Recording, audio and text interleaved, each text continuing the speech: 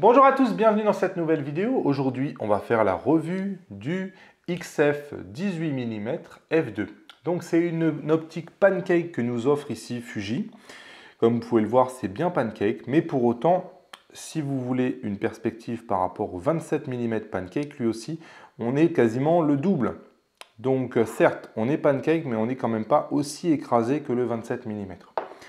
Ici, donc, on est sur 18 mm, donc c'est un équivalent 27 mm en plein format. Donc on est un tout petit peu moins grand angle qu'un 24 mm. Donc en gros, on est assis entre deux focales, le 35 mm et le 24 mm. Ici, en termes de construction, on a une bague ici pour régler l'ouverture. Donc F2 étant son ouverture maximale, on va jusqu'à F16 avec une position automatique. On a une bague qui est assez ferme ici pour régler la mise au point. Et on va aller lire son petit nom, Super EBC, 18 mm f2, 52 mm en filtre. Donc voici pour la présentation donc physique.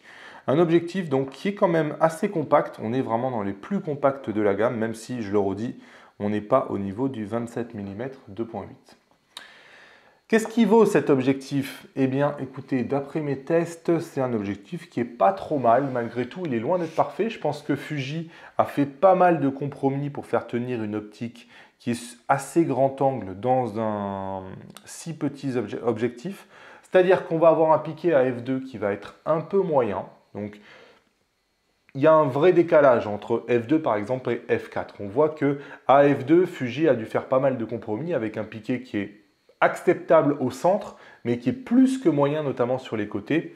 Je vais vous montrer par exemple une photo ici. Donc ça, c'est pris à f2. Vous voyez, là, je vous montre les bords.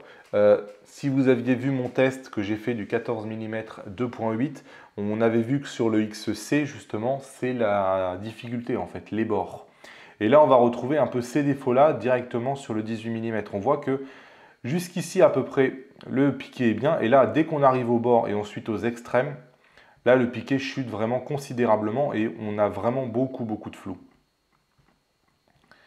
Vous voyez, et là, pareil, on est vraiment extrêmement flou sur les bords. Donc, un piqué qui est plutôt moyen à pleine ouverture et qui commence à s'améliorer à partir de F4 5.6 où là, ça donne des photos qui sont vraiment pas si mal que ça. Si vous fermez un peu, ici, je vais regarder aller à F8. Vous voyez, ici, on est vraiment dans les bords. On retrouve du détail sur les cailloux, on retrouve du détail dans les fleurs. On n'a toujours pas un piqué excellent dans les extrêmes. Enfin, on est vraiment sur quelque chose qui est vraiment pas mal en termes de piqué. Mais enfin, on a été obligé de fermer l'ouverture jusqu'à 5.6. Donc, piqué très moyen à F2, acceptable à 2.8 et vraiment bon et plutôt bon à partir de F4, 5.6 et au-dessus et au-delà. La diffraction rentre assez rapidement en jeu, un DF11.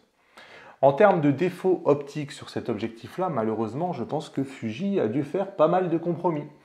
Et donc, on se retrouve avec une distorsion assez lourde. Forcément, on n'a pas assez de lentilles, je pense, ici pour venir maîtriser la distorsion. On a pas mal d'aberrations chromatiques qui apparaissent dès qu'on ferme, ne serait-ce qu'à 2.8, on commence déjà à avoir des aberrations chromatiques.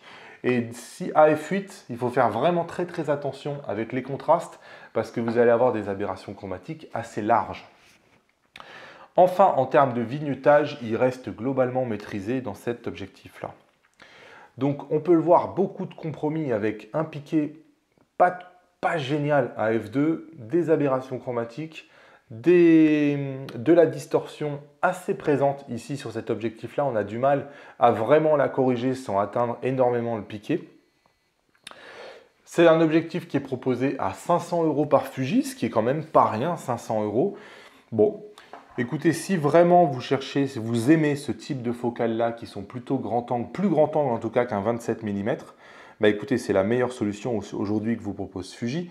Mais enfin, pour autant, si on n'est peut-être pas à la réussite de ce 27 mm 2.8 qui est vraiment exceptionnel en termes de piqué dès la plus grande ouverture, etc. Ici, il y a quand même plus de compromis, je trouve, sur ce 18 mm f2.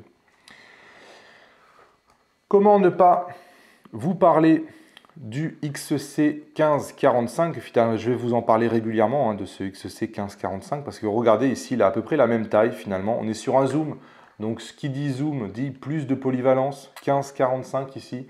Et franchement, en termes de qualité optique, on est quasiment kiff-kiff. voire même supérieur par moment sur le 15-45, qui je trouve a un meilleur piqué, notamment aux plus grandes ouvertures. Alors certes, ici on est sur un F2, donc c'est sûr qu'on ne joue pas dans la même cour.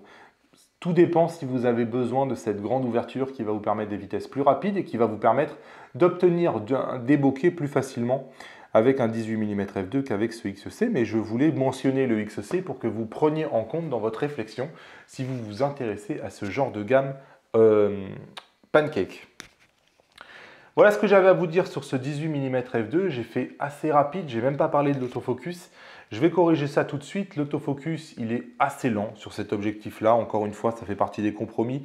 On est sur des optiques qui sont de 2012-2013. Les premiers moteurs autofocus Fuji étaient un peu lents. Donc on est ici, pas de surprise, sur un moteur autofocus qui fonctionne bien.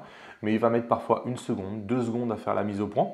Sachez qu'il peut faire la mise au point sur des objets jusqu'à 17 cm, donc très très proche des objets. Ça, c'est plutôt pas mal. On peut faire de la semi-macro, enfin de la proxy en tout cas, avec ce genre d'objectif. Voilà, si vous n'êtes pas pressé, vous ne faites pas de sport avec, il va être précis, il va faire la mise au point suffisamment rapidement pour ne pas venir vous gêner dans votre pratique photographique. Voilà ce que j'avais à vous dire sur ce 18 mm f2. Comme d'habitude, vous pouvez me lâcher les pouces levés vers le haut. En complément de cette vidéo, si vous êtes chez Fuji, vous avez le guide de démarrage du fugiste débutant en cliquant sur les 12 conseils qui sont juste là. Dites-moi en commentaire, est-ce que ce 18 mm f2, vous l'avez testé? Qu'est-ce que vous en avez pensé? Est-ce que vous l'avez à la maison? Est-ce que vous prévoyez de l'acheter? En tout cas, il fait partie des 3 optiques que je qualifie de pancake chez Fuji, avec le 27 mm 2.8 et le XC 15-45 qui sont donc à disposition si vraiment on cherche à gagner en poids et en encombrement. Allez, à bientôt sur la chaîne.